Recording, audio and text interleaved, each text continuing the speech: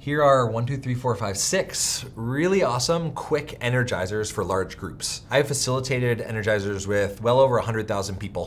This is what I get to do for a living in some sense. And in this video, I'm gonna share some really creative ones that you probably won't find on the internet anywhere else.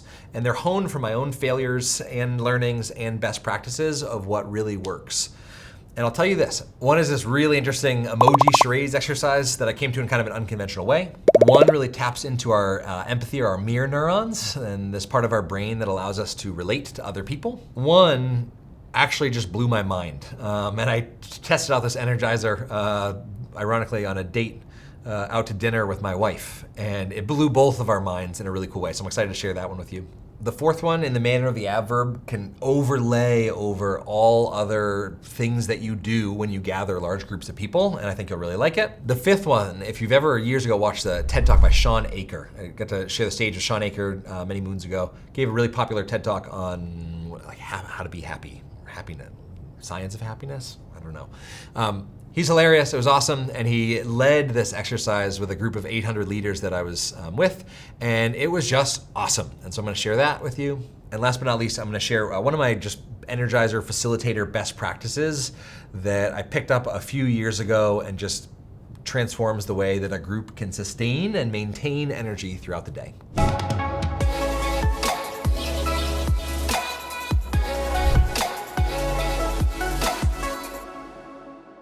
If you watch half this video, you'll be half better at leading Energizers with groups. If you choose to watch the whole video, you'll really get a full picture of how to manage energy in a group. And this first exercise, emoji charades. So this was inspired by a recent LinkedIn post where I very simply just asked, what is your most used emoji? Much to my surprise, people really had a lot to say about their favorite emoji.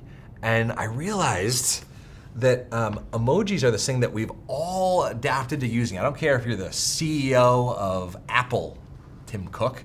Actually, you probably especially use emojis, but I don't care who you are. When you're sending a message to your kids, family members, friends, colleagues, we use emojis. They've become like modern day hieroglyphics, the way that we actually communicate emotion through written text. And yet we rarely talk about them or reference them in conversation. And so a really fun Energizer is just simply to do emoji charades. So this is how it works. You look out at a group and you say, I want you to pick your top 3 most commonly used emojis. And what I want you to do is pair up with one other person. You could do this in small groups as well, but pair up with one other person.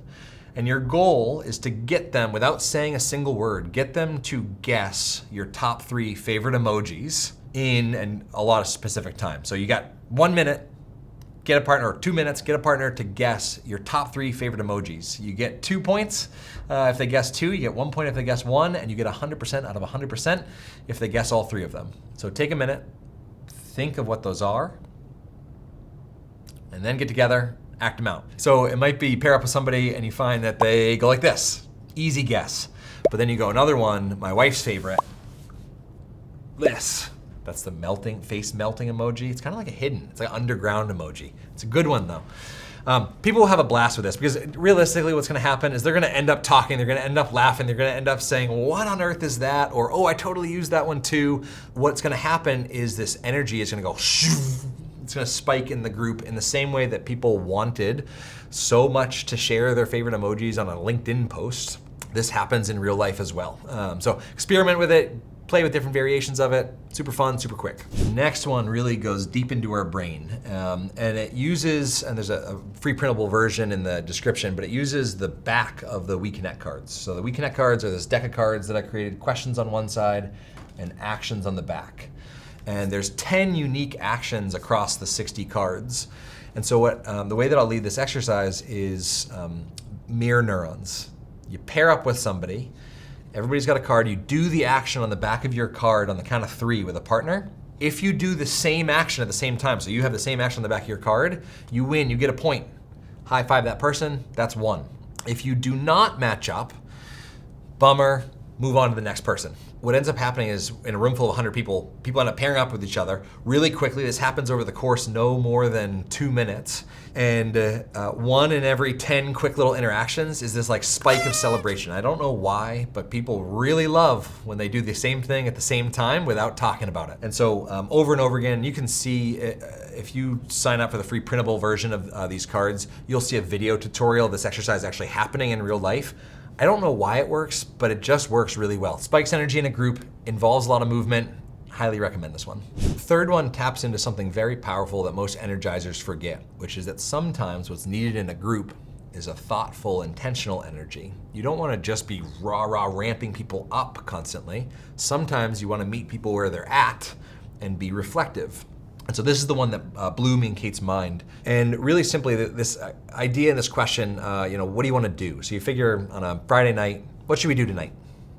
This is a common question asked amongst friends, colleagues, maybe not on Friday night with colleagues, but spouses. What do you want to do?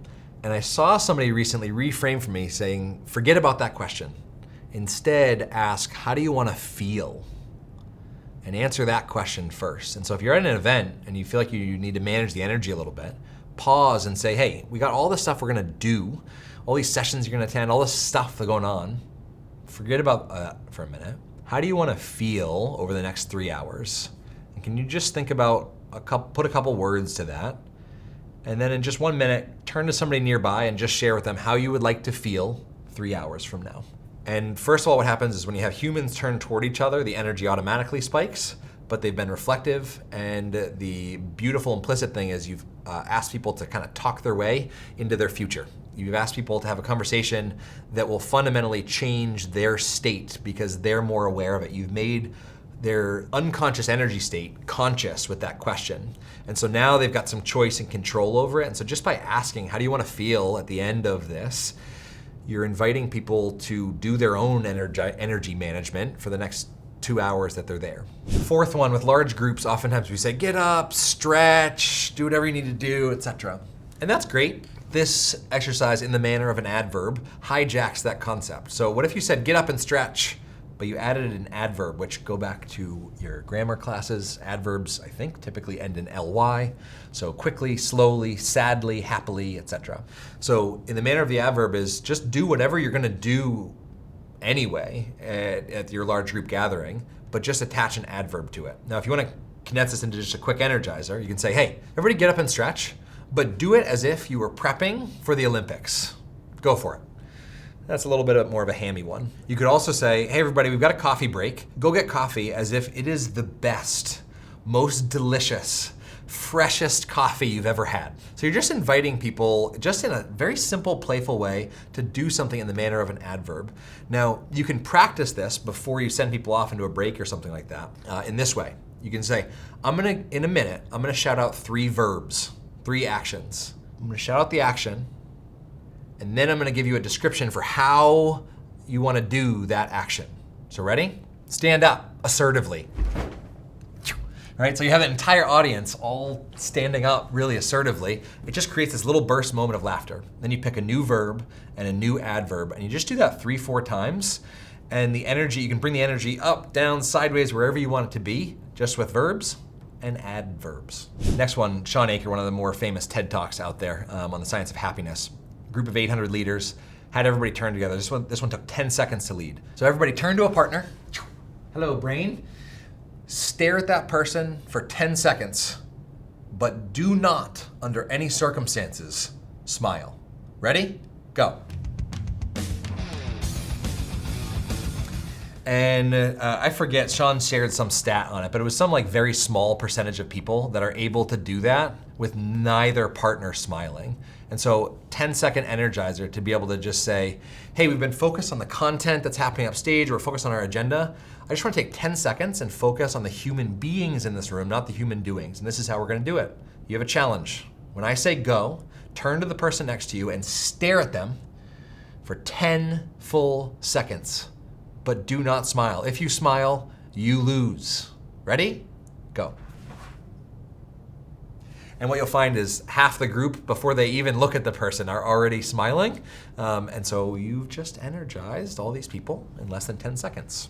When you're gathering with a large group, you're probably gonna be taking breaks. At least every hour or 90 minutes, you're gonna be taking a break. Now, what I'll say to my clients, because I get to facilitate large groups for a living, fly somewhere, there's a conference, 3,000 people, I'm doing the opening keynote and then leading 5 experiential exercises or energizers throughout the day. When people go on break, what I will say is, we're about to take a 10 to 15 minute break, but the problem is I don't give people breaks.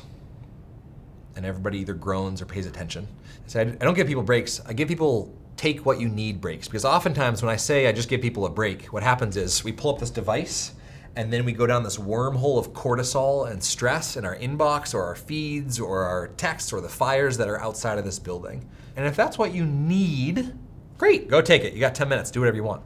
But my invite is just take 10 seconds before you go on break and just tap into your brain and how you're feeling and your body and just ask this question. What do I need right now in 10 minutes to come back refreshed?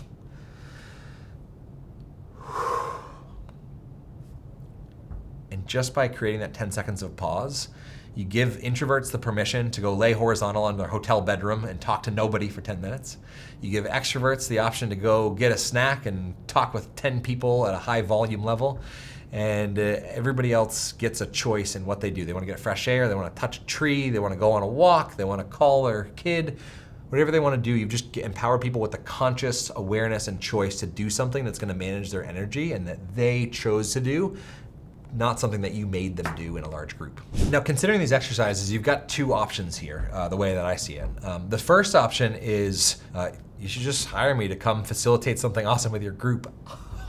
Didn't see that one coming. There's probably a link to my Connected conference speaking in details underneath. And I love working with awesome groups that are making a difference in the world. And I usually book out a calendar 6 to 12 months in advance. And so check, if you've got a date way down in 2029, give the link a look and reach out, we'll be happy to chat. The second option is, for the first time this December, and the intention is every December after that, I am gonna be hosting the Connectors Summit, which is a live virtual event that I'm inviting people. If you host gatherings, you facilitate, or your job is leading groups, you will be obsessed with the Connectors Summit. So check out the link below. Depending on when you're watching this video, either there's registrations open or early bird, or there's an option to join the waitlist for the next summit that rolls around the year following. But check out the agenda. I will actually be there live leading and demonstrating some of the things that I've talked about here and much, much, much more. So it's your chance to, kind of one chance a year, to go deep and have an experience with some awesome, really like-minded people, make some cool connections, while also taking away an amazing new brain toolbox of things that you can put to use in the people, communities, and groups that you work with. Have an awesome day.